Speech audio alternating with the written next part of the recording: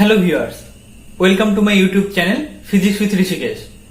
Today we are going to start a new chapter, that is electrostatics and magnetism. This is the new topic and today we will discuss about the Coulomb's law. Okay, so let's start the video. Share with your friends and subscribe my channel. So let's start with Coulomb's law. Coulomb's law. From the Coulomb's law we know about how the two charges interact with each other. Suppose these are my two charges, this is Q1 and this is Q2, and let they are separated by a distance of r. According to Coulomb's law, the force of interaction between these two charged particles is directly proportional to the multiplication of these two charges when the distance between the two charges r is constant, and the force of interaction is inversely proportional to r square. That is, F is proportional to 1 by r square when Q1 and Q2 are constant. This is known as the inverse square law. F proportional to 1 by r square, this is known as the inverse square law. If we draw the diagram, the curve between F versus R, that is, if we plot F along y-axis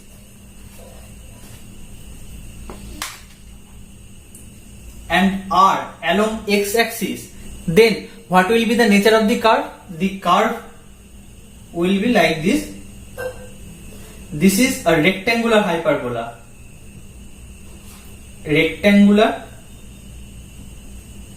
hyperbola.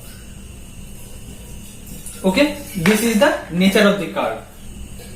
Now, from these two equations, F is proportional to Q1 into Q2 and F is inversely proportional to Q r square, we can write F is proportional to Q1 Q2 by r square. So we need a proportionality constant, that is F is equal to K into Q1 Q2 by r square. Is it clear? F equal to K into Q1 Q2 by r square. This is the Coulomb's law. Okay, now in CGS unit the value of K is equal to 1. So F will be equal to Q1 Q2 by r square, and we know the CGS unit of force is dyne. So Q1 Q2 by r square, dyne. And in SI unit the value of K is 1 by 4 pi epsilon 0. So the value of F will be 1 by 4 pi epsilon 0 into Q1 Q2 by r square Newton. Okay, is it clear? Now come to the value of 1 by 4 pi epsilon 0.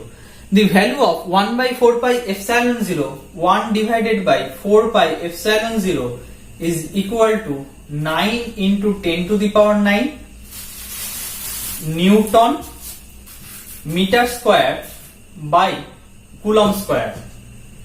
And the value of epsilon 0, which is the permittivity of the free space, the value of epsilon 0 is equal to 8.85 into 10 to the power minus 12 Coulomb square per Newton meter square.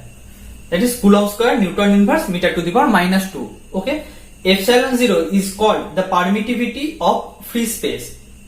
It represents the capability of vacuum to permit the electric fields. Okay, now we know the CGS unit of force is dyne and the SI unit of force is Newton.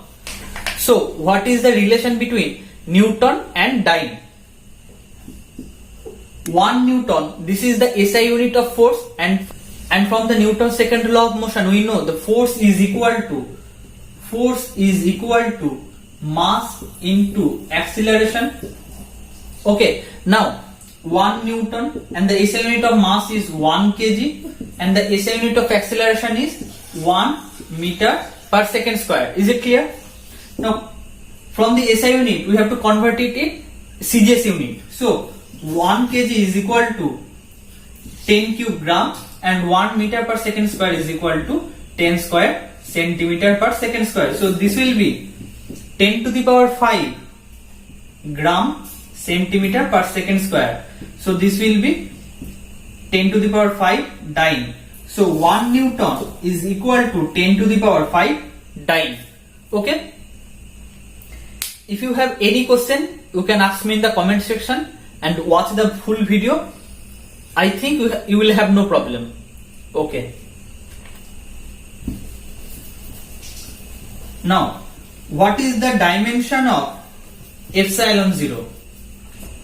In CGS, in SI unit, we know the value of the force of interaction is F equal to 1 by 4 pi epsilon 0 into Q1 Q2 by R square, where Q1 and Q2 are the charges and R is the distance between the two charges. Okay, from here we can write epsilon 0 equal to 1 by 4 pi F into Q1 Q2 by R square. Now, what is the dimensional formula of a charge? We know I equal to Q by T. So, the dimensional formula of Q will be A into T. So, 1 by 4 pi is a constant quantity, constant term. So, it is dimensionless and we know the dimension of force is mL T to the power minus 2. The dimensional formula of charge is AT into AT. This is for Q1 charge, this is for Q2 charge, divided by R square, that is length square, L square. So the dimensional formula of epsilon 0 is M inverse L to the power minus 3 A square T to the power 4. Is it clear? Okay. Now move on to the next part. In the Coulomb's law, these are two charges Q1 and Q2. Hence, two different cases arises. Case 1, if both Q1 and Q2 are positive or both are negative. In that case, if both Q1 and Q2 are positive, then the product of Q1 and Q2 will be greater than 0. And if Q1 and Q2 both are negative, then also the product of Q1 and Q2 will be greater than 0. Okay. Now, Q1 and Q2, that is Q1 and Q2 are same charge, that is the force, nature of the force will be repulsive in nature. Okay, so the force exerted on the charge Q1 by the charge Q2 is given by F12, that is the force of charge Q1 due to the charge Q2, and the force on the charge Q2 exerted by the charge Q1 is given by F21, that is the force on charge Q2 due to the charge Q1. Okay. Now, suppose the unit vector along this direction is R12 and the unit vector along this direction is R21. This is the unit vector. Okay. So what will be the vector form of the Coulomb's law? F12 will be equal to K into K1 K2 divided by R square into R12 cap. This is the vector form of Coulomb's law, and F21 will be equal to K into Q1 Q2 by R square into R21 cap. Or you can write it as K into Q1 Q2 by RQ into R12 vector. Because we know the unit vector of A is the vector divided by its modulus. We know it. Okay. Now, case 2.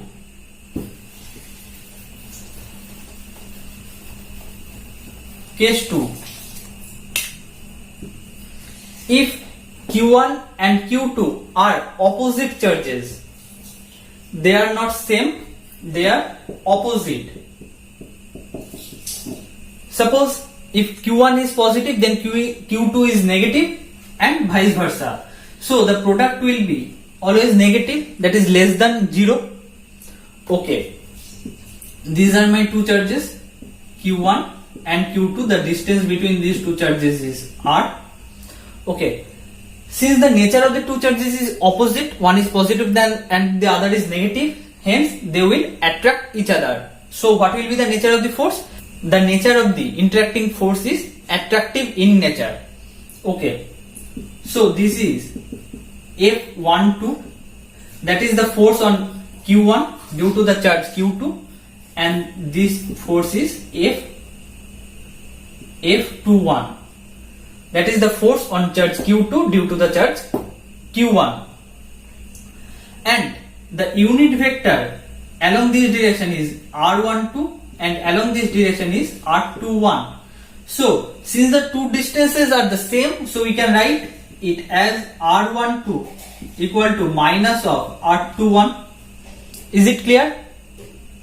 Now, F12 is K into Q1 Q2 by R square into R12 cap.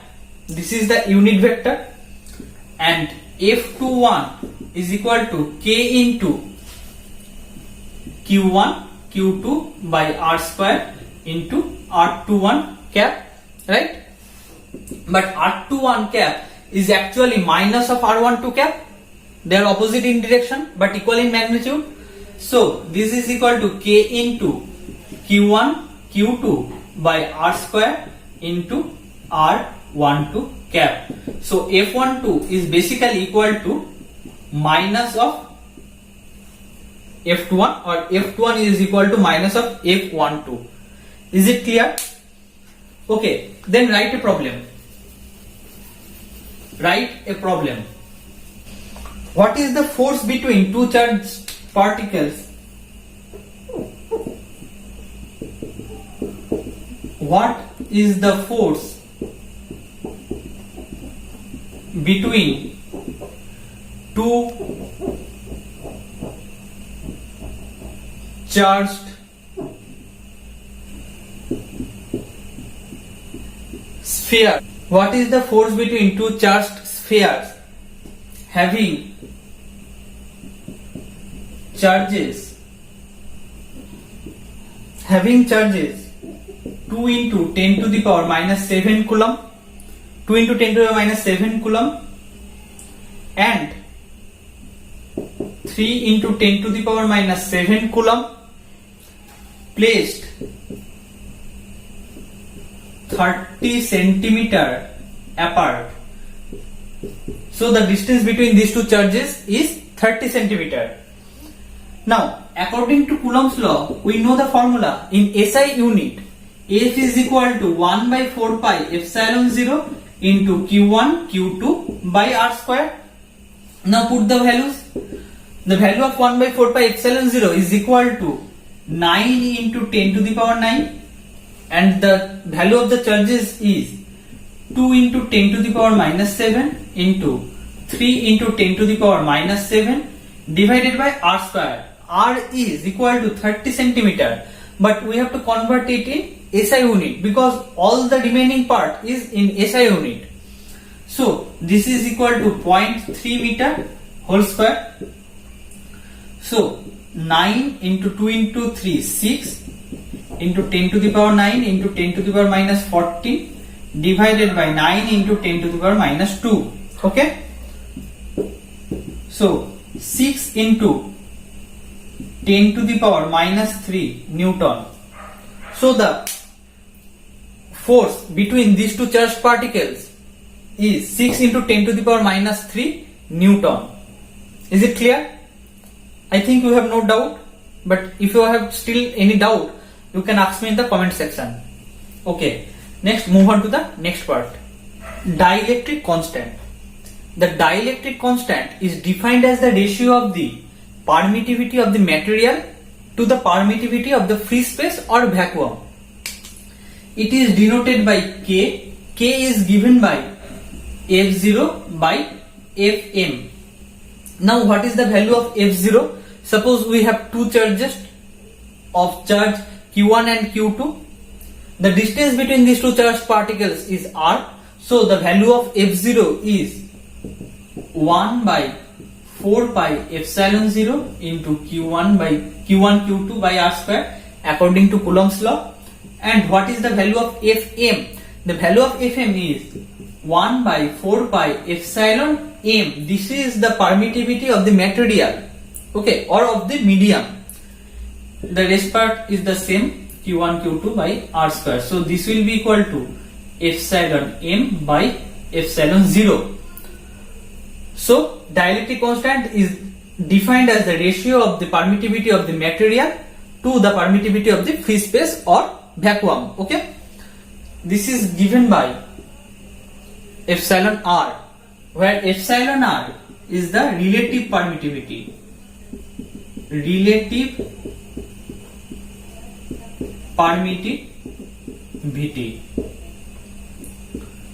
From the first, we are dealing with two charges Q1 and Q2. Their distance of separation is r, and we have considered that these two charged particles are kept in air. Suppose the total part between these two charges is filled with a medium of dielectric constant K, then the force between these two charged particles will be reduced by a factor K. Okay, in that case Fm will be equal to F0 by K. This will be equal to 1 by 4 pi epsilon 0 K into Q1 Q2 by r square. Is it clear? So the force in that medium is reduced by a factor of K. Okay, write another question. Write this question in your copy. A charge Q is divided in two parts such that the two parts are kept at some separation. The electrostatic force Fe between them is maximum. The electrostatic force between the two charged particles is maximum. Okay, then find the charge of each part. Okay, the total charge is Q. Suppose one part, the charge of one part is x, and the charge of the other part will be Q minus x. Very simple. If one part is x, then the other part will be total charge minus x, and they are kept at a distance r. So the electrostatic force between these two charged particles will be, according to Coulomb's law, F equal to K into x into Q minus x divided by r square. According to Coulomb's law, we know force equal to K into Q1 Q2 by r square. Here the value of Q1 is x and the value of Q2 is Q minus x. Okay, let's proceed. So this will be equal to kxq minus kx square by r square. This is the electrostatic force between two charged particles. Since this force is maximum, according to the question, the electrostatic force between them is maximum. Since Fe is maximum and Fe depends on the value of x, so we can write Fe dFe by dx will be 0. First order derivative with respect to x will be 0. So differentiate Fe with respect to x, we get kq by r square minus 2kx by r square. According to this property, this is equal to 0. This is equal to 0. So I am clearing this part. So we can write kq by r square will be equal to 2kx by r square. Now the r square is cancelled from both sides. Kq equal to 2kx, you can cancel k from both sides. So the value of x will be q by 2. If one charge is q by 2 and the total charge is q, then the other part is q minus x, that is q by 2. So the charge of each part is q by 2. Okay, let's come to the last part of this video. What are the drawbacks or limitations of Coulomb's law? The first drawback of Coulomb's law is Coulomb's law is valid only for the point charge. It is not valid for the extended charged particles.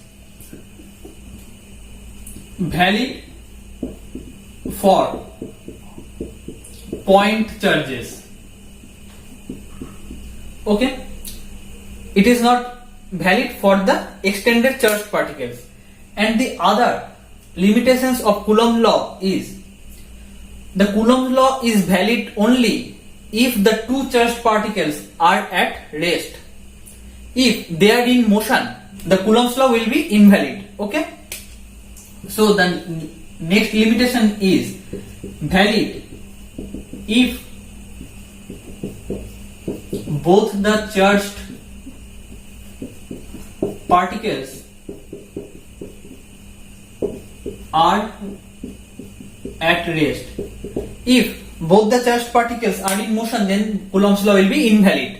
And if one charge is at rest and the other is in motion, then Coulomb law is also valid. No problem. This is all about today's class.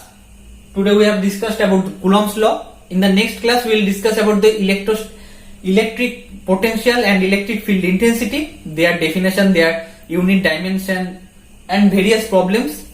So if you like the video, please hit the like button, share with your friends and subscribe my channel. Thank you.